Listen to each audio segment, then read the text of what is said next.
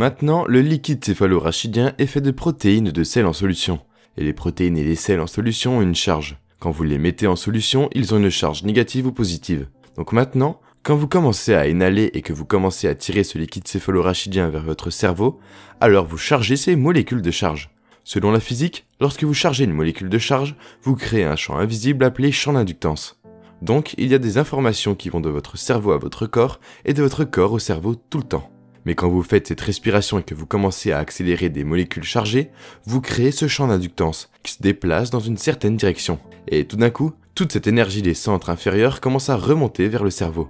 Si vous faites ça correctement, que vous avez un peu de passion et que vous commencez à déplacer ce fluide, il y aura un moment où le système nerveux sympathique s'activera et fusionnera avec le système nerveux parasympathique. Et quand ça arrive, tout d'un coup, toute l'énergie que vous utilisez pour faire un bébé, toute l'énergie que vous utilisez pour digérer les repas, toute l'énergie que vous utilisez dans une réponse au stress, au lieu d'être libérée chimiquement, elle est attirée vers le cerveau. Toute cette énergie va directement dans le cerveau limbique, et ça touche la glande appelée la glande pinéale. La glande pinéale est une glande très spécifique qui fabrique la sérotonine et la mélatonine. Et quand cette énergie frappe cette glande, tout d'un coup, elle commence à produire des métabolites très puissants, des molécules sœurs. Et tout d'un coup, le cerveau devient super lucide. Et les ondes que nous commençons à mesurer sont des ondes cérébrales gamma très élevées avec des schémas. Désormais, la personne est super consciente. Maintenant, il y a plus d'énergie dans le cerveau. Quand cela arrive, tout ce qui se passe entre leurs oreilles devient plus réel. Et dans un sens, ils ont un orgasme dans leur cerveau. Ils vont dans un état d'extase. Donc, vous transformez la colère, la peur, la culpabilité ou la souffrance en énergie pure. La douleur aussi. Et donc la libération de cette énergie tout d'un coup de ce centre jusqu'au sommet du cerveau commence à créer une puissante polarité. Charge positive à la tête et charge négative à la base. Et le corps devient comme un aimant. Et tout d'un coup, vous commencez à produire ce champ électromagnétique invisible. Maintenant, le corps libère de l'énergie. Maintenant, une fois que la glande pinéale est avertie, elle envoie un signal direct à l'hypophyse. L'hypophyse commence à libérer deux métabolites très puissants appelés ocytocine et vasopressine. L'ocytocine signale l'oxyde nitrique. L'oxyde nitrique provoque les artères du corps qui commencent à gonfler. Et tout d'un coup, vous ressentez une incroyable quantité d'amour. L'ocytocine est l'hormone de l'amour. Quand vous ressentez de l'amour et de la gratitude, tout d'un coup, vous êtes dans un état de réceptivité. Et puis il y a un champ inverse qui commence à venir dans l'autre sens. Nous l'avons mesuré et ce second produit chimique est appelé vasopressine. Ce que fait la vasopressine, c'est que les cellules aspirent de l'eau. Ainsi, les personnes souffrant d'infections chroniques de la vessie, les personnes souffrant de diverticulite, les personnes souffrant d'allergies alimentaires, ils font la même respiration. Et c'est juste la libération de l'énergie. Une fois que cette énergie commence à bouger et qu'elle commence à voyager jusqu'au cerveau, nous l'avons mesuré sur tellement de scanners cérébraux que nous pouvons prédire quand cela va se produire. Eh bien, la glande pinéale se trouve juste à la base du troisième ventricule. Et à l'intérieur de la glande pinéale se trouvent ces minuscules petits cristaux de carbonate de calcium. Ce sont des rhomboèdres empilés les uns sur les autres. Et si vous trouvez les recherches, et je les ai trouvées, la glande pinéale a été appelée un transducteur neuro-endocrinien, avec des propriétés piézoélectriques. Ce sont juste des grands mots. Mais l'effet piézoélectrique est quand vous prenez un stress mécanique et vous l'appliquez à certains cristaux et ils commencent à produire une charge électrique. Donc, l'acte d'inspirer et d'amener le souffle jusqu'au cerveau avec passion et en serrant ses muscles, les yogis le font très bien. En retenant votre souffle, vous exercez une pression sur la glande pinéale. Et comme vous commencez à comprimer ces cristaux de pile, vous commencez à produire un effet piézoélectrique. Ainsi, quand vous prenez un stress mécanique et vous le transformez en une charge électrique, vous activez électriquement ces cristaux. Et ces cristaux sont très sensibles à la fréquence. Et tout d'un coup, quand ils sont activés électriquement, la glande pinéale devient comme une antenne radio. Elle peut désormais capter des fréquences plus rapides que la vitesse de la lumière. Maintenant, pourquoi c'est important ? Parce que votre glande pinéale est en train de déterminer s'il y a de la lumière dans cette pièce. Et s'il y a assez de lumière dans cette pièce, elle va produire un neurotransmetteur appelé sérotonine. Et la sérotonine réveille votre cerveau. Et vous pouvez fonctionner avec une conscience éveillée. Mais lorsque la lumière diminue et qu'il y a un manque de lumière, la sérotonine est transformée en mélatonine. La mélatonine est le neurotransmetteur nocturne qui aide à nous endormir. Mais la sérotonine et la mélatonine sont directement liées à la longueur d'onde de la lumière visible. Donc nous produisons certains rythmes et des produits chimiques dans notre journée normale, en fonction de notre environnement. Mais lorsque la glande pinéale est activée électriquement, elle commence littéralement à produire un champ électromagnétique résonnant. Et là, elle commence à envoyer un signal. Et ces cristaux s'étirent jusqu'à ce qu'ils ne puissent plus s'étirer. Et puis le champ s'inverse et compresse ces cristaux. Et tout d'un coup, vous avez une petite antenne dans votre glande pinéale qui peut capter des fréquences qui sont plus rapides que la longueur d'onde de la lumière. C'est ce qu'on appelle le quantum. Et tout d'un coup, elle va capter une fréquence et la transduire. Et un transducteur agit comme une télévision. Il prend une fréquence et la transforme en une image et tout à coup, La personne a une vision intérieure. Et cette vision intérieure est plus réelle que le monde dans lequel nous sommes assis en ce moment. Et la mélatonine commence alors à se transformer en substances chimiques très puissantes.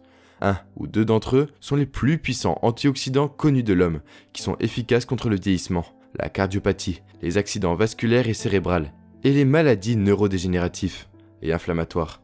Une autre substance chimique est la même que celle trouvée chez les animaux en hibernation. Pas de libido, pas d'appétit, pas de préoccupation avec le monde extérieur. Alors le monde intérieur commence à devenir plus réel. Le corps reste statique. C'est la même substance chimique lorsque la chenille devient papillon. Prenez la molécule, modifiez-la encore. Vous avez une benzodiazépine qui s'adapte aux mêmes récepteurs mais supprime les centres de survie dans le cerveau. Prenez la molécule, modifiez-la encore. Et maintenant vous avez la même substance chimique trouvée dans les anguilles électriques. Un produit chimique phospholuminescent très puissant. Modifiez-le encore une fois. Et maintenant vous avez la diméthyltryptamine, le plus puissant hallucinogène connu de l'homme. Et maintenant la personne va avoir une vision. Et c'est pourquoi on l'appelle le troisième œil. Je l'appelle le premier œil parce que désormais il libère ses bienfaits et on commence à avoir des expériences dimensionnelles très profondes. Alors gardez à l'esprit que le corps commence à libérer de l'énergie et qu'il commence à produire un champ magnétique, un champ électromagnétique. Mais lorsque les systèmes latents s'allument maintenant, nous allons accéder à l'information non plus à partir de votre réalité tridimensionnelle. Nous allons accéder à cette information à partir du champ et le cerveau va commencer à traduire cette fréquence, portant l'information en une image très profonde. Et la personne va avoir une expérience sensorielle complète sans ses sens. Et ce sera plus réel que le monde dans lequel nous sommes assis. Quand quelque chose d'inhabituel se produit, les gens disent toujours « Oh, je veux voir l'inconnu, je veux voir l'inconnu ». Quand l'inconnu arrive, beaucoup de gens ne sont pas prêts parce que ça les effraie au plus haut point. Vous avez un des deux choix suivants. Et dans nos scans de cerveau, nous l'avons vu. Une personne qui a peur va passer de cet état élégant à un état d'onde cérébrale bêta élevé, un état de stress, et elle va se déconnecter. Ils vont revenir à leur corps et ils vont perdre l'expérience. D'autres se détendent et s'abandonnent à l'expérience. Et plus on se détend, plus on s'abandonne et moins on y résiste. Moins il y a d'impédance, moins il y a de conditions physiologiques. Donc, quand ça arrive, on doit littéralement s'abandonner et se relaxer. Et cela semble très facile, mais souvent ça ne l'est pas. C'est souvent plus difficile que nous le pensons, car c'est une fréquence très puissante, et le sentiment que vous avez est une énorme quantité d'amour. Si vous pouvez pleinement vous y abandonner, et ce n'est pas chimique, c'est électrique, et vous pouvez le sentir dans chaque cellule de votre corps, l'effet secondaire que nous avons observé est une amélioration biologique.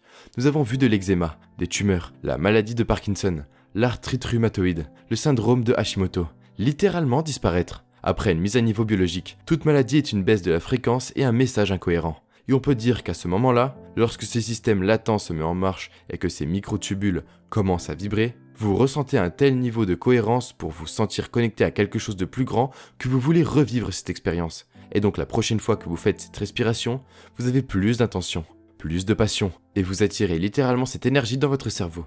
Et littéralement, une femme a dit que son cancer cérébral était hors norme. Elle a dit « Encore un et je n'ai pas besoin de mari ». Elle avait tellement d'énergie dans son cerveau, c'est une expérience extatique totale. Donc les gens le font. Et l'effet secondaire est que le corps commence à changer radicalement. Si vous pouviez utiliser les mêmes muscles en ce moment, contractez les muscles que vous utilisez pour éliminer devant et derrière. Et vous soulevez ces muscles. Vous soulevez votre plancher pelvien, votre périnée. Ce sont les muscles que nous allons utiliser pour contracter l'énergie liée au premier centre. Si vous deviez rentrer votre abdomen et toucher votre nombril à votre colonne vertébrale, vous contracteriez le deuxième centre. Vous commenceriez à extraire l'énergie du deuxième centre. Si vous contractez votre abdomen supérieur maintenant, vous contractez les muscles qui sont liés à ce centre. Le fait d'inspirer par le nez pendant que vous contractez ces muscles, de les couper ensemble, c'est l'acte de tirer cette énergie. Où voulons-nous qu'elle aille? Au sommet de notre tête. Donc, si vous prenez votre doigt et que vous le placez sur le sommet de votre tête, que vous y faites pénétrer votre ongle et que vous le retirez ensuite, si vous pouvez maintenir votre attention là, c'est là où vous placez votre attention, que vous placez votre énergie. Donc c'est votre cible. L'idée est donc de fermer les yeux et d'inspirer. Et au moment où vous inspirez, de soulever ces muscles vers le haut et vers l'intérieur avec l'intention de faire sortir l'esprit du corps et de libérer l'énergie. De faire remonter cette énergie jusqu'au cerveau. Lorsque vous inspirez une respiration lente et régulière, suivez-la depuis votre périnée jusqu'au sommet de votre tête, en passant par votre abdomen inférieur, votre abdomen supérieur, votre poitrine, votre gorge et votre cerveau, jusqu'au sommet de votre tête. Une fois arrivé au sommet de votre tête, retenez votre respiration et contractez ces muscles un peu plus et pompez ce fluide vers l'arrière de votre cerveau et retenez-le. Ensuite, vous expirez, vous vous détendez et vous ressentez. Au début, quand vous apprenez quelque chose, vous devez le pratiquer. Et c'est mécanique. Et au fur et à mesure que vous le pratiquez, cela deviendra plus intuitif et moins pas à pas. Cela deviendra un seul mouvement. Donc l'acte est d'inspirer en même temps périnée, bas-ventre, haut-ventre. Et quand vous inspirez, vous suivez ce souffle jusqu'à votre poitrine, votre gorge, votre cerveau jusqu'au sommet de votre tête. Quand vous arrivez au sommet de votre tête, vous baissez vos épaules, redressez votre colonne vertébrale, contractez ces muscles un peu plus, mettez votre attention sur le point de votre tête et poussez ce fluide un peu. Comprimez les cristaux de la glande pinéale. Tenez quelques secondes, puis détendez-vous et sentez-le dans votre cerveau. Je vous recommande de jouer une musique sans parole mais avec des percussions ou une musique que vous pouvez interpréter comme un mouvement d'énergie. Si l'énergie frappe votre cerveau, n'en ayez pas peur. C'est juste la libération de l'énergie. Laissez-vous faire. Prenez un moment, gardez les yeux fermés et recommencez. Je recommanderais 5 minutes au début et de travail jusqu'à 10. En général, les personnes qui le font correctement ont une quantité très importante d'énergie dans le cerveau. Nous savons maintenant que cette respiration crée plus de cohérence dans le cerveau. Elle augmente la quantité d'énergie dans le cerveau. Elle active le système nerveux autonome et nos scans cérébraux montrent qu'elle stimule la glande pinéale. Et ce sont tous des éléments importants pour vivre une expérience mystique.